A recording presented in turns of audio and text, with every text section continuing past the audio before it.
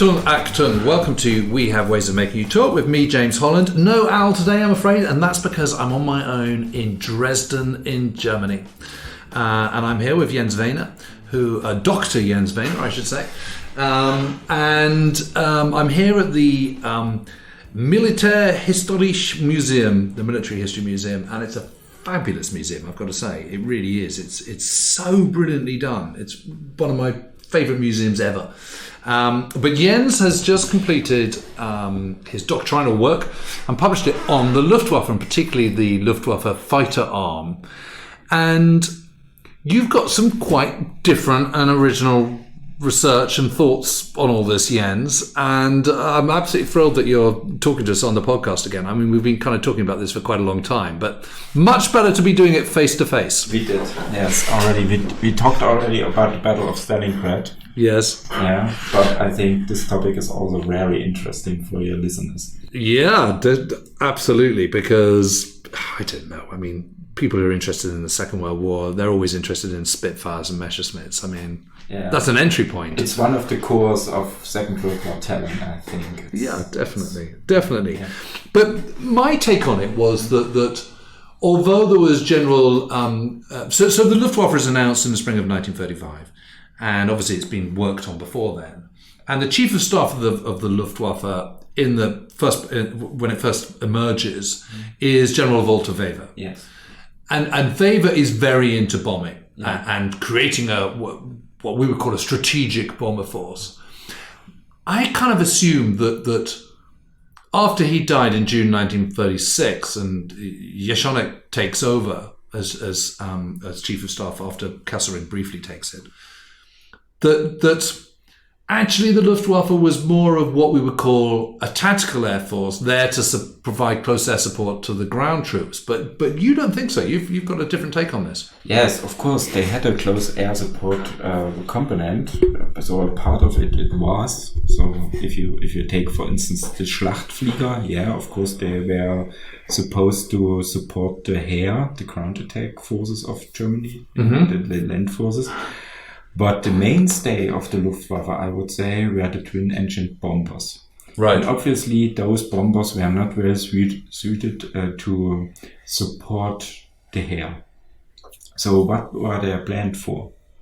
And I would suggest, and I came to the thesis that the twin-engine bombers were for the so-called fight against the power sources of the enemy, which means... Lines of supplies, fabrication sites. So factories, railways. Yeah, infrastructure in general, military infrastructure, headquarters, and so on. Yeah. And I think this is the mainstay of the German air armament before the war. And this is also the mainstay of the doctrine of the German Air Force in World War II. So it's number one priority of the Luftwaffe above everything else. Is bombing, yeah. And if you read the documents, not only the LDV-16, which is the central manual for the doctrine of the Luftwaffe, but also some other documents, you see it already in the term, because in the German Luftwaffe, the bomber is not called bomber. It's called Kampfflugzeug. Means fighting airplane. So they are doing the fight. Yes. And the Stuka is the Sturzkampfflugzeug. So in English, this means dive bomber, which is correct. Yes. But Sturzkampfflugzeug means this is the fighting airplane which does the dive. So they are doing the dive. Yeah. And the Luftwaffe doctrine clearly says attack is everything, for defense is nothing. And also it was splitted because it was said fighters are for defense and bombers are for attacking. So meaning, and if you say attacking is the most important thing we got to do, then of course the bomber or the Kampfflugzeug is the most important thing we have to do, the task we want to do. And the whole mindset of the German way of war is to attack. You attack with the Schwerpunkt and with a concentration of force, and you overwhelm your enemy incredibly quickly. Kind of defense doesn't even come into it, does it? Not in the first part of the war, not really. Yeah, of course, but I would say the Luftwaffe is in this point more radical than the Heer. Yeah, the Hare, of course, knows defense. Of course, it prefers the attack. Yes. But I would say the Luftwaffe really didn't like the defense. Yeah. And when it comes to the fighters, which was the main topic of my PhD, then you have to say the fighters are even in defense mostly second rank. Yeah. Because take, for instance, the Luftgau. I don't know if you know the Luftgau. Yes. Yeah, it was the territorial structure of the Luftwaffe. Mm-hmm. For the Heer, it was the Wehrkreis. Yes. For the Luftwaffe, it's the Luftgau. Yeah. Yeah, okay. And the Luftgau was always commanded by an officer from the AAA, from the flak guns. And they commanded the fighters before the war, until 1939. Right. And of course, this didn't work very well. No. And already in 1939, in the first months of the war, they had to change it. Yeah, they had to somehow crush the structures and restructure it new, so that the fighters will get more ability to be free to operate and so on. And the reason for this is the British bombing campaign in 1939 against the coastline of Germany in the North Sea. Flying over to Wilhelmshaven and whatever. Yeah, and the flag commander in this area, he openly confessed, I don't know how to use the fighters, so better I let them free. You know? And so this is the first point when development was introduced that later led to the so-called Jagddivisionen. So the fighter divisions. The fighter divisions and the Jagdkorps in the end, yeah, if it comes to the D-Day and the Normandy. But you see, in the doctrinal mind of the Luftwaffe, when it comes to manual, to the image of air war they had in their mind, the fighters were not the major important force. It wasn't even in the air defense option. Well, that's absolutely fascinating. I mean, you always want more than one fighter plane because you don't want to put all your eggs in one basket. You don't want to kind of just bank on one fighter plane. And I always thought it was interesting that the same time that the Messerschmitt 109 is being developed, Heinkel's developing the 112, and the 112 is interesting because it's got a wide undercarriage. You know, the for those who don't know, that's the legs with the wheels on.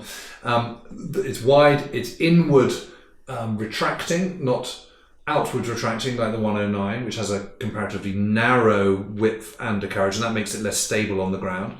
So the wider the undercarriage, the more stable it is on the ground, less accidents, and so on. So the Heinkel 112 has that in its favour. It has incredible range for a fighter plane, like 780 miles, whatever that is, in like 1,200 kilometres or something, which is huge for a single-engine fighter plane, way more than anything else.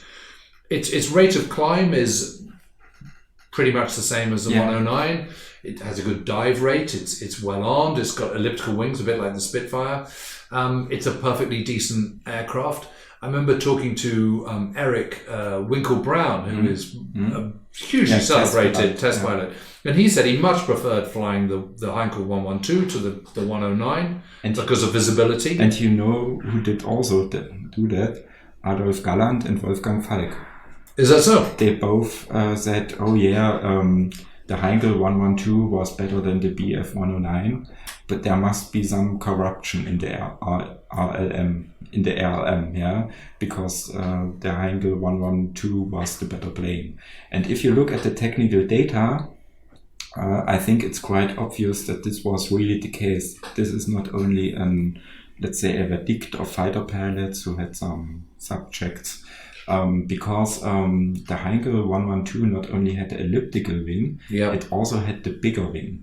Yes. Yeah, and in the first version of the Heinkel 112 had a wing, I think it's 22 square meters, something like this. So this is more or less like the Spitfire. Yeah. A big wing. Yes. And the 109 has a small wing with 16.4 or so square meters. But both have the same speed. Yes.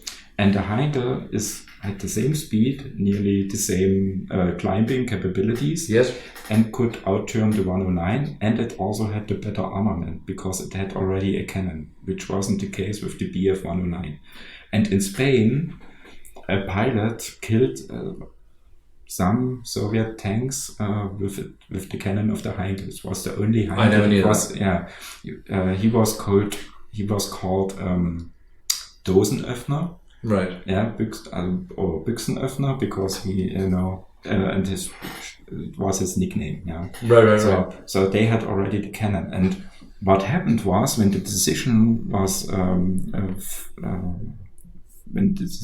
made for the 109, that Heinkel, of course, was very disappointed. Right. And he went to Udet, and he said, "Oh, I don't want to give up. I want to give you a better fighter." And Udet said, "No, we don't need a better fighter, because the 109 will have with the next engine, which is the 601. Yep. Yeah, DB the Daimler 601. Yeah. And Udet said, "No, we don't need, because with this engine, the 109 will reach 550 kilometers per hour or so, which it did already. And with the next engine, it will reach 600 kilometers per hour also, which it did also." But Heinkel said, "Okay, so I will give you 700 kilometers per hour."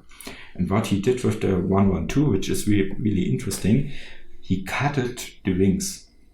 So if you look at the 112 V1, 22 square meters, and if you look at the 112 V3, I think it's only 17 square meters. Wow. So more or less like the 109.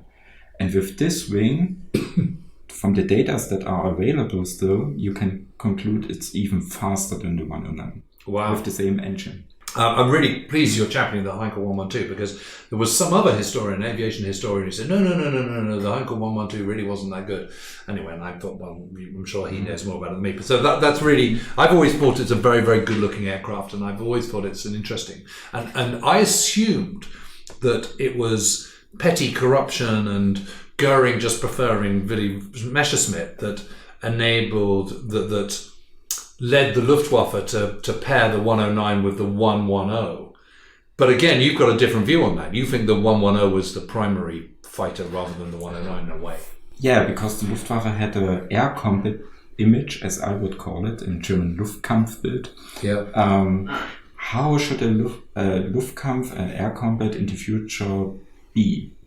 And they assumed we need firepower and speed.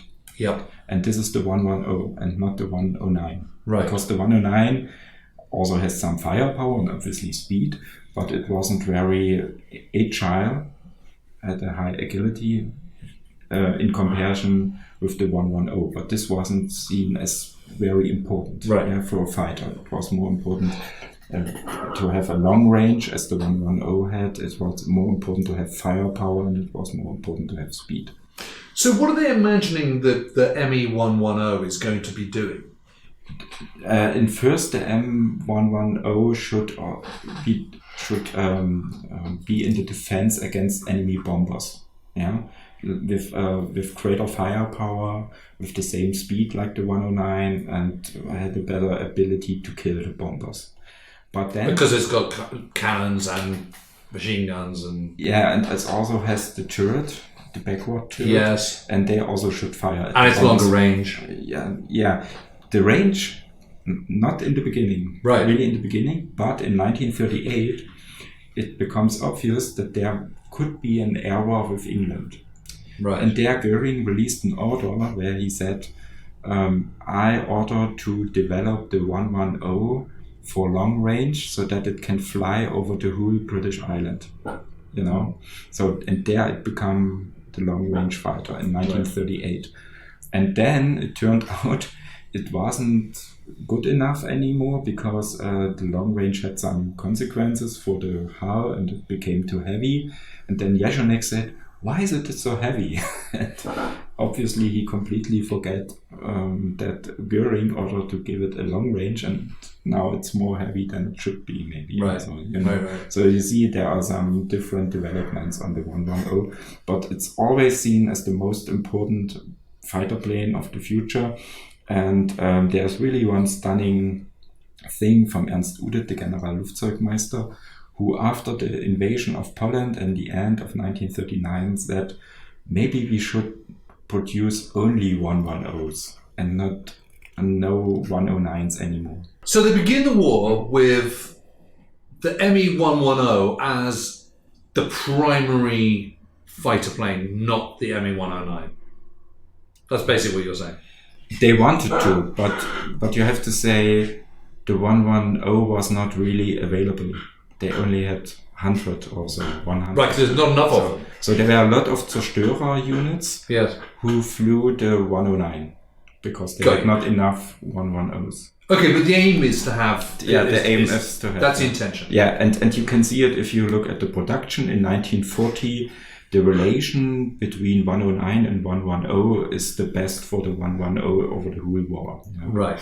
It's nearly 1-to-1. It's 1.5 to 1 also. Yeah. So you see during the Battle of Britain, or let's say before the Battle of Britain, the 110 was at the peak of their assessment of their how it was appreciated by the German Air Force. Yeah. So if you're a young German and an aspiring pilot, what do you think the most coveted plane would be to fly? So it's 1939. I'm in the Luftwaffe.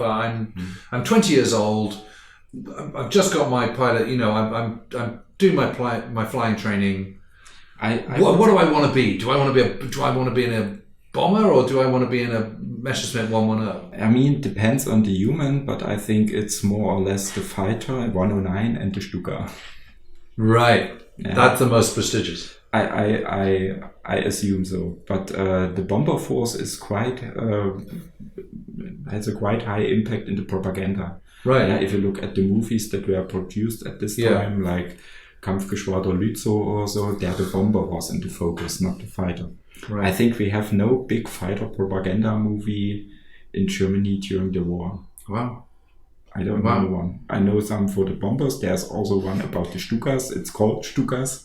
Yes. But I don't know one about the fighters. Well, actually, now I'm thinking about it, there was that song called "Bomben on England," and then there was a book of the same title, I think, or sort of like a picture book. There were several things. Also a little board game and so on. Yeah. There was a lot of this. It's all about bombing. Yeah, it's all about bombing. You're so right. And also the Stukas were in the focus of the propaganda. Yeah. But not. But the fighters were, of course, important for producing heroes. You know, with the Knight's Cross and these young-looking guys, because the bomber crews sometimes were a little bit more older and you know, and more the officers also, and there was young pilots which were a little bit easy and so on. They were of course a good object for the propaganda, but they were not in the focus of military thinking. That's the difference, you know. And you've dispelled another myth for me, because I always thought that the Zestora was called the Zestora because Goering named it and he just liked it, but you're saying that's not the case. That wasn't to do with Goering wanting grand names. I have to say I have no proof where this name come from, but I have to say in the time when the Zerstörer was named, we have a lot of Navy terms in the Luftwaffe, like Luftkreuzer, so air cruiser or something like this, or the Luftmeer, so the Air See or something like this. And so for me, it's more probable that this name came from the Navy class destroyer, Zerstörer. Yeah. So you see the bombers as your cruisers and battleships, and you're seeing your Zerstörer as the equivalent of a destroyer, kind of an escort, an armed, agile fighter escort. Yeah, and the 109s in this case would be also a little bit smaller. Like a corvette or a frigate. Or torpedo boat. Or torpedo boat, or something like this. Yeah, nice. Yeah, I would assume like this, because the whole terminology of this time, if you read theorists like Julio Duhet and also some Luftwaffe papers, it's more or less like a Navy fight, you know. They talk, for instance, about the Breitseitengefecht. So, you know, from the Navy, the broadside guns, you know, like the sail ships, they have the whole side of the ship is firing. Yes. That's what they assume for an air battle in the future. Broadside, you know. Yeah. So Breitseitengefecht is the German term for this, you know. So when does it change? I mean, when do they realise that actually the Messerschmitt 110 is not quite the leading fighter plane they want it to be? I think the realization is in a lesser way after the Battle of Britain, because after the Battle of Britain, they discuss what do we do with the Zerstörer. And Kesselring, who was the head of Luftwaffe 2, asked the Jahrfüß, the Jagdfliegerführer, I don't know, it's the fighter commanders of the fighter commanders, yeah. One was Theo Osterkamp, and the other was General von Döring. Yep. And they had a mixed view on it, while Osterkamp had the opinion, the Zerstörer still works for us, we have to be more carefully and we have to give them better engines like the 601N engine, yes. the 601N engine. Von Döring, which is the next generation of Daimler-Benz engines coming through. Yeah, correct. Von Döring had the opinion, the Zerstörer won't make it anymore in the way we imagined, so we should maybe mix it with 109s or just use it in the air where the enemy is not so contestive. So contest the air, so on the lesser important air space. And Kesselring, for me it seems he didn't understand it at all, whether why the Zerstörer was a failure, whether the arguments of the Jahrfüß, and so he did something like a Solomonic verdict. Jahrfüß being the fighter leaders. The fighter leaders, yeah. So he... Jagdführer, is that what a Jahrfüß stands for? Jagdfliegerführer or Jagdführer in short way, Jagdfliegerführer, so fighter leader, something like this. And there was Jahrfüß 1 and Jahrfüß 2. Every Luftflotte had a Jahrfüß. Right. And the Jahrfüß was only an invention from the stress in 1939 made by the British Air Force. Bombing campaign. So, okay. And point is, Kesselring just mixed it up somehow. He said he took a little bit of this opinion, a little bit of this opinion, but the main solution for the 110 was not to dissolve the Zerstörer, but to produce a better type of airplane, and this was the 210. Right. This was the. This was an upgrade to the. This was an improvement to the 110. It was seen as an improvement to the 110, which should be better in any case. It should also fulfill more roles as a multifunctional plane. Yeah. But it should be better, and we know, of course, it wasn't. Well, it's almost an entirely different design altogether, wasn't it? It was a great technical disaster for the Luftwaffe. Oh, and why was it? What did Messerschmitt get wrong? Because they wanted too much. They wanted something which the technology couldn't give. Yeah, because they didn't reflect about their doctrine and the failures of their doctrine, because they assumed it's the technology. Our airplanes are too bad. So is that it? So they get to the end of the Battle of Britain, and obviously it hasn't gone terribly well. So is there a kind of, okay, we need to completely rethink this, or does that not happen? They don't rethink this. I have a paper of the general staff of the 1T, meaning 1T. This is the head of the technical detachment of the general staff of the German Air Force. And this document is from fall 41, where he says, okay, what do we need for the air war of the future? And there he says, when's this, April 41? No, in fall 41. So September, October. Right. Sorry. In October or September. I think it's September 41. And of course they have the air war in the Soviet Union. Yes. Where he clearly says, the Soviet Union has the numbers, we have the quality. But our main enemy in the air is England. And to beat England in the future, we need better tactics and better technology. But he does not say we need a better doctrine or we need to change our doctrine. Yeah. Because it's always about tactics and technology. And he also assumes, which I would say is a little bit wrong, let's say it like this, because he assumes still we have the superiority about the English guys. But this can be contested, especially when the USA is into the war. Wow. And so we need to fix our superiority more with better tactics and better technology. Right. So at this point, it's not about numbers. It's not about It's not about changing tactics. It's about. It's also about changing tactics. It is about changing tactics, but not about changing doctrines. Not about changing doctrines. But if you are honest, if you look at the paper and if you look at the whole thinking and acting of the Luftwaffe at this point of time, it's all about technology. So tactics weren't that important for them. And yet the technology isn't massively improving, is it? I wouldn't you're creating, Messerschmitt's creating the ME-210, which is it does come to light, but it's a disaster. Yeah, the problem is if you look especially at the fighter planes. Take for instance the Focke-Wulf 190. Yeah. That's a pretty good plane, isn't it? In some ways, yes. In some ways, no, because it had the aim to fly 700 kilometers per hour, which it didn't all over the war.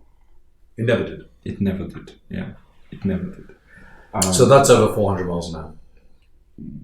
I think it's more. It's like the Mustang. Yeah. But they had the plan that the Focke-Wulf in 1941 could reach these speeds. Yes. Yeah, and this never happened. So its speed was comparable to the 109. The climbing capabilities were inferior to the 109. It could not outturn a 109. The armament was better. Its handling was much better. Yeah. And it had a better sight for the pilots. And inward retracting undercarriage.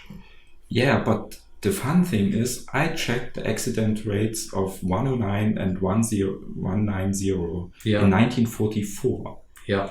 From January up to October. Right. So when the training of the Luftwaffe pilots was already quite bad. Yeah. And it was the same. Really? Yeah. So it made no difference? Made no difference. Even there were some months where the 190, yeah, had a higher accident rate than the 109. Wow. In the Jagdgeschwaders. Yeah. And the reason why the 109, from my perspective, has such a bad reputation for landing gear and so on is because it was mostly used by training units.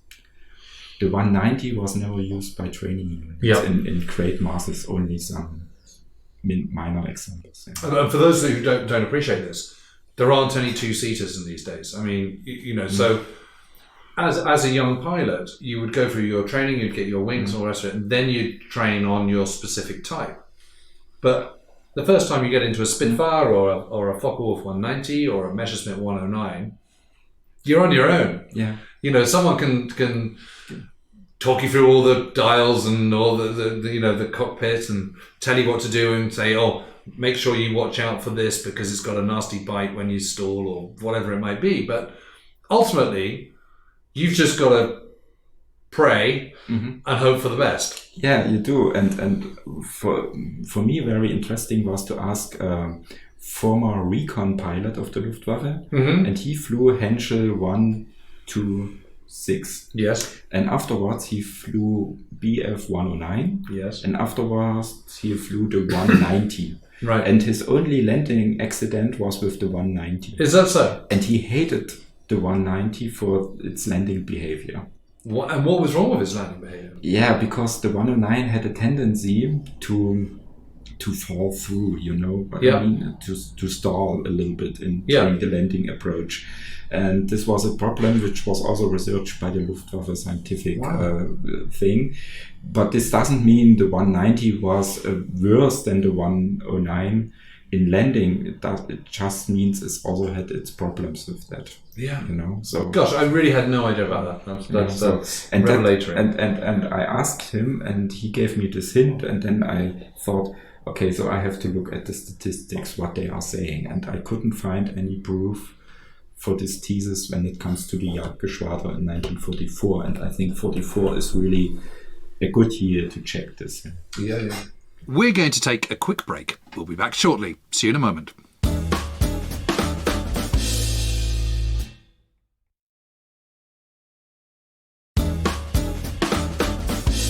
Welcome back to We Have Ways of Making You Talk. So how does the fighter arm develop in the war? Because it always strikes me that they're the kind of among the finest young men in Germany in the late 1930s and up to 1940. There's Galland and Marseille and all these people and Novotny and so on. And these are the pin-ups and the heroes, and they're getting the Knight's Crosses. But then they're just completely put upon, aren't they? I mean, they're completely overused. Yeah, they're completely overused. They were verheizt, as we say in German, means to throw them into an oven and fire them. Yeah. Because there were no reserves of pilots or not enough, or airplanes. Yeah, and so it was really a stress test for the pilots, and many of them were abgeflogen. Means something like flew away. Right. Something like this. Let's say it like this. Means they were nervous. They had a nervous unrest or something like this. Many of them drank a lot of alcohol to fight this nervous unrest also. No? Well, there's not. I mean, one of the things I think you can say in the favour of Air Chief Marshal Sir Hugh Dowding is that he was always very concerned about the welfare of his pilots. So even at the height of the Battle of Britain, he insisted that everyone had 24 hours off a week and 48 hours off every 3 weeks. That you had double the number of pilots to keep 12 in the air, so that you would have 22 to 24 pilots in a squadron to keep 12 airborne, which meant that no one was expected to fly more than twice a day, and absolute four times a day at the absolute tops. Of which 2 of those 4 would probably be X-raids, which is raids which turn out not to be bombers after all. So false raids. Whereas even in the Battle of Britain, you've got Luftwaffe pilots flying 7 times a day. Yeah. And I remember talking to Heil Hermann, who was obviously he was a Junkers 88 pilot, flying out of Schiphol in Holland in the Battle of Britain. And by the time he had he was taking off from Schiphol in October 1940. British bombers came over. A splinter hit one of his tyres on his Junkers. They slewed off, and he cracked his head, and he woke up in hospital. And by that, I think that was his 96th bombing raid, not including Spain. Yeah. Already by that stage, so much is expected. I mean, obviously he's a bomber pilot, not a fighter pilot. But there was a lot expected, and these guys, I mean, they did get leave, but it was all a bit ad hoc. There was no kind of pattern to it. No. And if pilots were needed to stay in their Staffel and keep flying, that's what they did. Yeah. And at the end of every day, they're expected to write reports and discuss tactics. There's no downtime. There's no downtime, or let's say it's so not enough, because in the beginning of the war, or in the first phase of the war, first year, second year, it maybe worked somehow because there were some fighting pauses. There were some, let's say, in the winter of 40, 41 or so, the fighters had not so much to do. They could get a little bit rest. But when the war worked on, they didn't have. They were just like. They were every time in battle when they were available. And just look at Erich Hartmann. Erich Hartmann, I think he joined the front in September 42 or so, and he flew 1,400 sorties. That's just amazing. So for those who don't know, a sortie is an individual one man's combat mission. Effectively, a combat flight. And it's said he had over 800 times Feindberührung, so more or less dogfight with the enemy. 800 times? It's said, So if you think it's 365 days in a year? Yeah, and if you see, he joined the front only in the autumn of 1942. Yeah, so this is only 43, 44, 45, let's say 3 years. It's incredible. Because people say, well, how come you've got these fighter races like B.B. Hartmann with 352 victories to their name, or Günter Roll, I think he's third in the list with 275. Yeah. And I think the leading Allied scorer is Johnny Johnson with 38.5. Yeah. That's quite a difference. And why is that? Well, there's 2 reasons for it. There's a different accounting system for how you score victories. I think I'm right in saying that there is once you have an Experten, as they're known, a kind of sort of the leading gun in the squadron or the Geschwader, the group. It's a job of everyone else to protect him while he gets on with the process of shooting, and in a way that's quite a sensible idea, because shooting down another aircraft is very, very difficult, and not a lot of people mastered it. Yeah. And the vast majority of aerial victories were achieved by a very, very small proportion of fighter pilots. Yeah, this is also true for the Luftwaffe. Yes. So the Luftwaffe very sensibly then focuses on the guys who are good shots, rather than remaining this kind of equal team, which is more the kind of British way. Yeah, in 42 there's even an order by the General der Jagdflieger, so General of the Fighters, and the order says, or said, we want to sort out the fighter pilots with no kills. Right. And imagine that, at this time... That's like 85% of them. Yeah, and they had already a shortage somehow of fighter pilots in 42. That's insane. Idea. I mean, as far as I know, they didn't it. No. So it was just an order, but never really fulfilled. Right. Also, but think about the mind of this. Yeah. So they had the assumption that only a fighter pilot with high kill rates is a good fighter pilot, and the rest has to be gone to the Stukas or That's whatever. just ridiculous. Yeah, that's ridiculous. And when it comes to Erich Hartmann, it's interesting to see. I compared Erich Hartmann's statistics that are available with some Western Allied fighter pilots. And Erich Hartmann killed an enemy airplane in every fourth sortie. Yeah, and there are some Western Allied fighter pilots who had the same ratio with 3, meaning every third sortie they killed an enemy plane. How interesting! Can you remember who they were? I think it was Johnson. Who? Johnson. Oh, Johnny Johnson. Yeah. That's very interesting. I think it was. So this was my point. So the other reason. That's what I wanted to fulfill. Yeah. Yeah. Because meaning Erich Hartmann was not very efficient. Please don't get me wrong. He was a very good fighter pilot. There's no question about this. But he was not very efficient. He was so successful because he was very cautious. Yeah. Because if you look at Günter Rall, who was in the same squadron, also on the Eastern Front, he had a kill in every second sortie. Wow. But Günter Rall was badly wounded 2 times. Right. Erich Hartmann never. Right. See? And the highest ranking, or not the highest ranking, but the highest or the most successful German ace that was killed in World War II was Otto Kittel. Oh. Yeah, with 267 kills he had on the claim list. And he was also much more efficient than Erich Hartmann.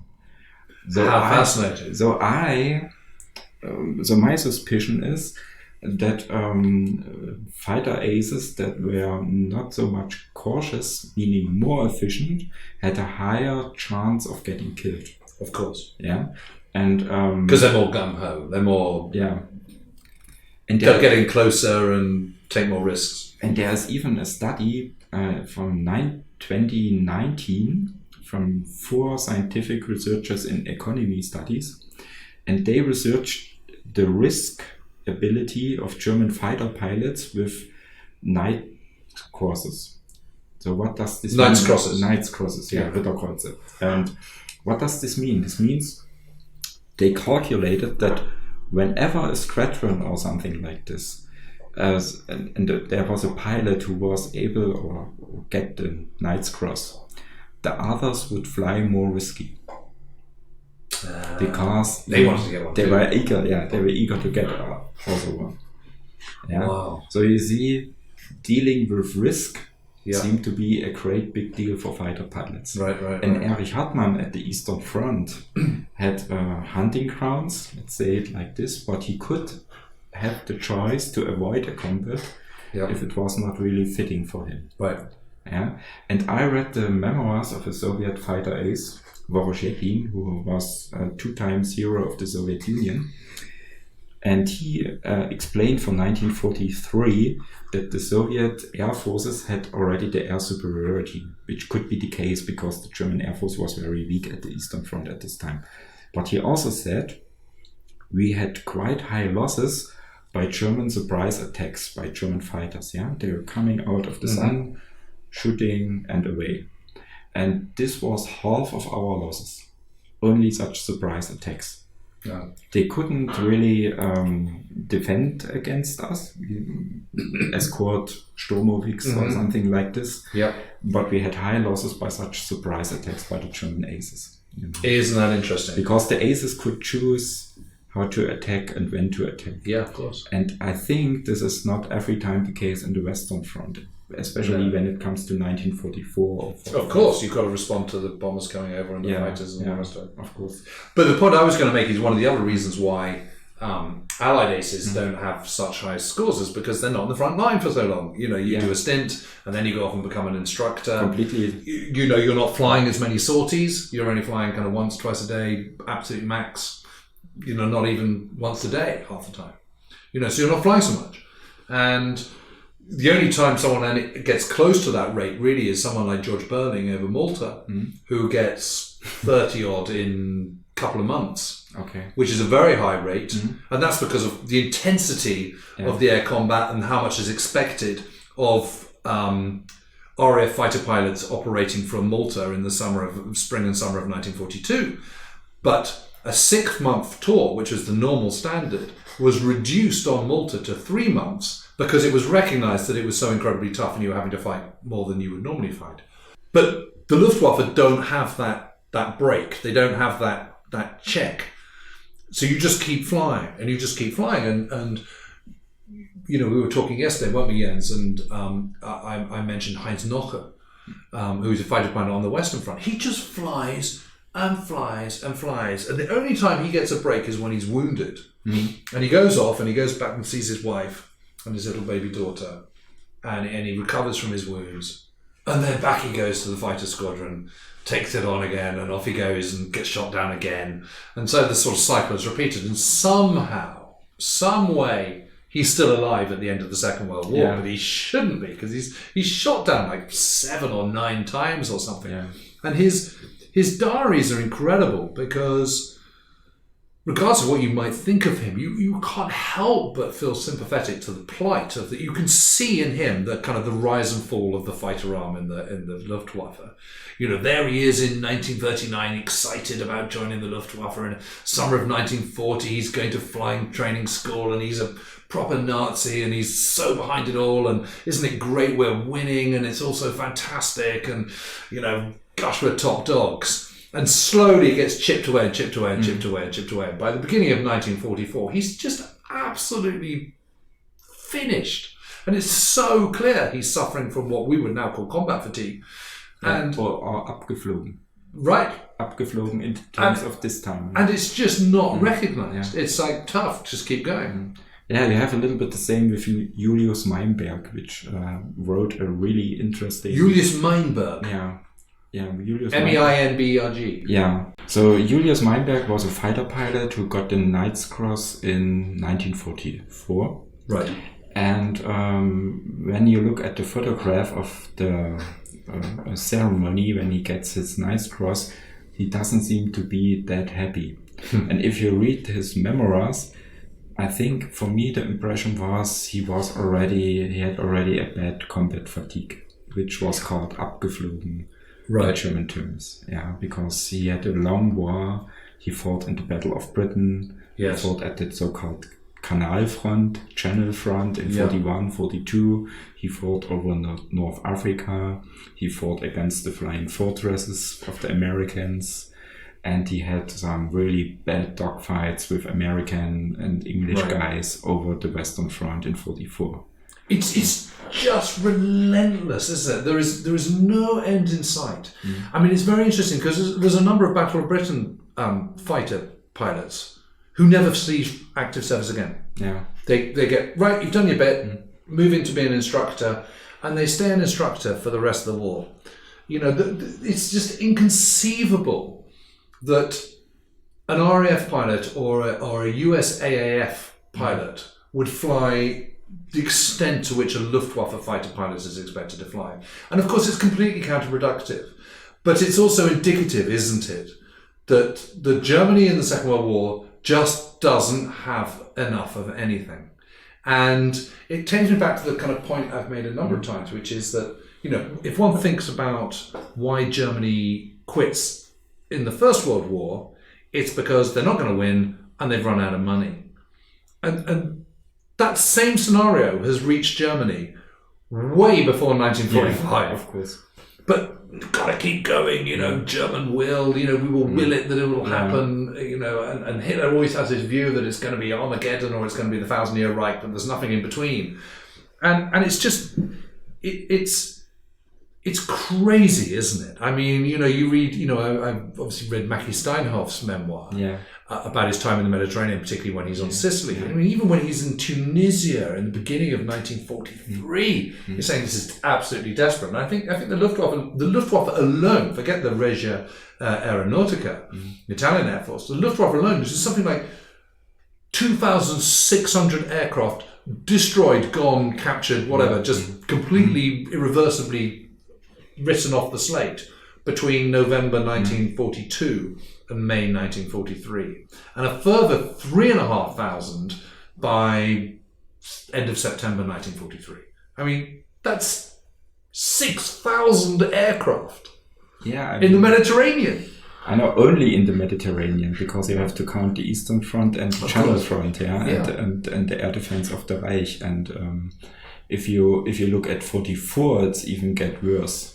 In 44 they lost over 3,000 fighter planes, only fighter planes, in 5 months against the Americans. And these loss rates were even higher in the end of 44. And it's completely unsustainable. And you're sending up these new pilots who haven't got enough training, haven't got enough hours in their logbooks, against people whose training, it's interesting because in 1940, I think, a Battle of Britain Spitfire pilot, he's joining the fight with 150, 170 hours in his logbook. A Luftwaffe pilot has a similar kind of number.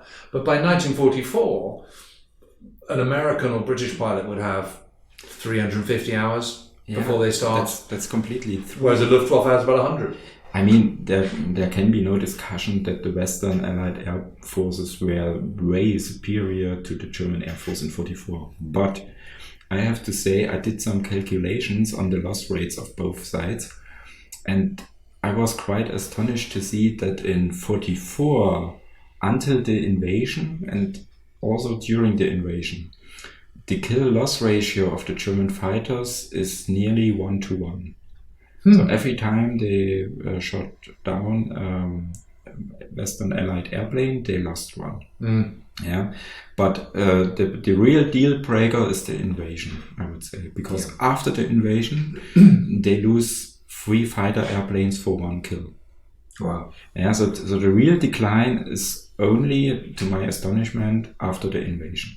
Until the invasion, it's worse, but after that, it's really catastrophic. And their aircraft are not. You might be getting more numbers, but the quality is not getting any much better, is it? It's not improving particularly. It depends because the black men can do a lot.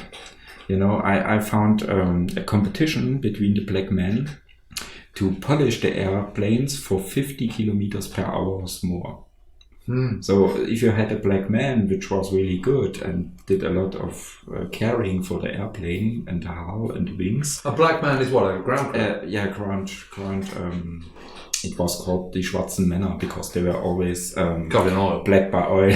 Right. Anyway, if you had a good black man, then maybe your airplane flew 30 kilometers per hour more. Also, it's the same with the Americans when they polish their airplanes. And I read the memoirs of a young pilot called Jung was his surname. I think his first name is Robert. I don't know for sure. He told it like this. He said, I will get this BF 109 G14AS. So it's for height flight, AS, with the AS engine of the DB605.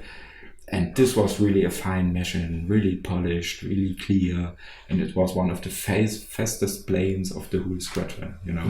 So it really depends on also on the unit, not only on the production but also on the unit you had, yeah.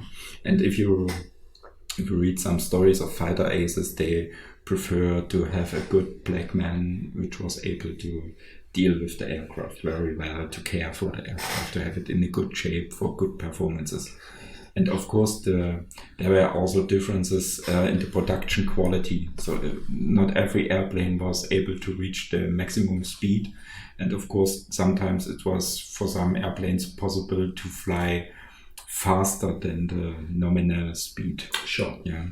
Especially true for the Russian airplanes, which had a really wide range because they had, especially in 41, 42, big quality issues during the retreat. Yeah. So, but I think 10% it's the most extreme thing I have found. So 10% more or less. It's the most extreme, and it's only for Soviet planes. But the bottom line is, Luftwaffe fighter pilots, they're used and abused, aren't they? I mean, they're really put upon. Yeah, they're the glamour boys at the start of the war. Yeah, I mean, it depends. You have somebody like Adolf Galland, who was a really important figure for the German fighter pilots in World War II, because he was the general of the fighters for most of the time. And of course, this guy did already some politics because he was a high-ranking officer as general. He was the youngest officer, the youngest general in the whole Wehrmacht with 28. And he had a little bit a coalition with Erhard Milch to produce more fighter airplanes. Yeah. So I wouldn't say he was only used and abused. But when it comes to the younger fighter pilots... Yeah, that's what I'm talking about. The fighter pilots, then of course, that's true. Well, Jens, thank you so much for this. I mean, it's fascinating, and it's really good that you've done all this new work. And, you know, in the Second World War, there's an awful lot of people just sort of certain aspects of it which a next generation of historians just take for granted, and what's really good about what you've done is you've actually looked at records afresh, taken a step backwards, and produced genuinely new work on this, and I think that's really important, and it's really good that that there is this new work still coming through. So great to talk about it. Thanks for talking to me. Thanks for bearing with me on the technical issues, and looking forward to seeing you at We Have Ways Fest in the summer. Me too. I have to thank.